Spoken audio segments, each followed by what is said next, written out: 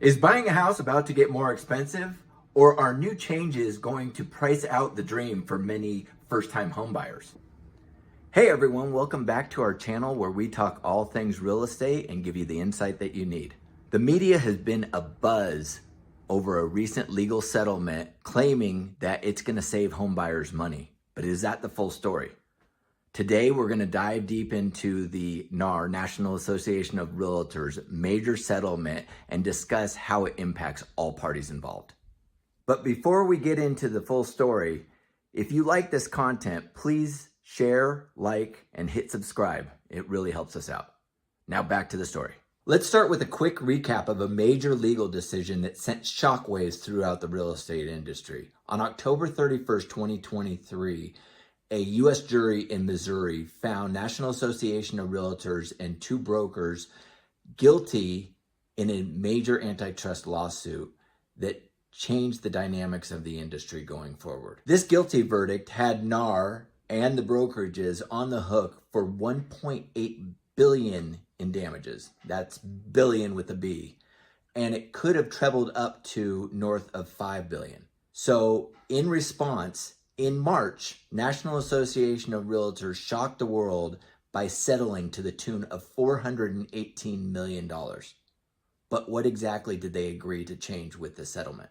As part of the NAR settlement, they agreed to implement substantial practice changes aimed at overhauling industry norms. Key changes include elimination of mandatory commission sharing. They removed the rule that required listing brokers to offer a set part of their commission to buyer brokers via MLS, which has been seen as a form of price fixing. There is also a prohibition of misleading statements. Agents are now prohibited from claiming that buyer agent services are free, addressing that transparency or one of the transparency issues. Transparency in commission offers. They must now disclose all commission offers and ensure that they do not represent or conceal these fees during any transaction. Another major portion is buyer-broker agreements.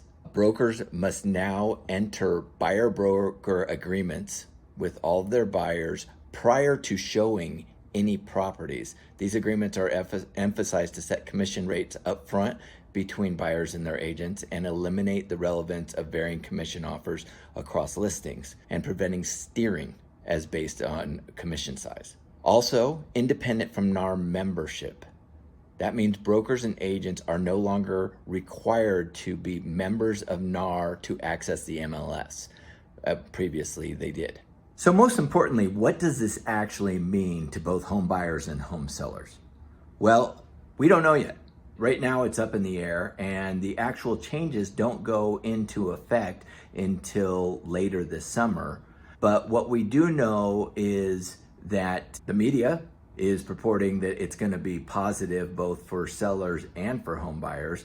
They're stating that for sellers, they're no longer going to have to pay the commissions to buyers' agents that are inherently negotiating against them. And for buyers, they're suggesting that it is going to reduce already overinflated home prices. Now, the real estate community, on the other hand, is saying that it's not going to do anything to home prices and it's actually going to hurt home buyers, especially first-time home buyers, because now they have to pay their buyer agent commission out of pocket. And many of these first-time home buyers are already struggling to come up with down payment and closing costs and then add this extra fee on top of that, and that's only going to hurt home buyers. So the reality, what's the answer? We're going to have to wait and see, but it's probably going to be a little bit of both. But one of the positive things that we are going to see out of this is more transparency.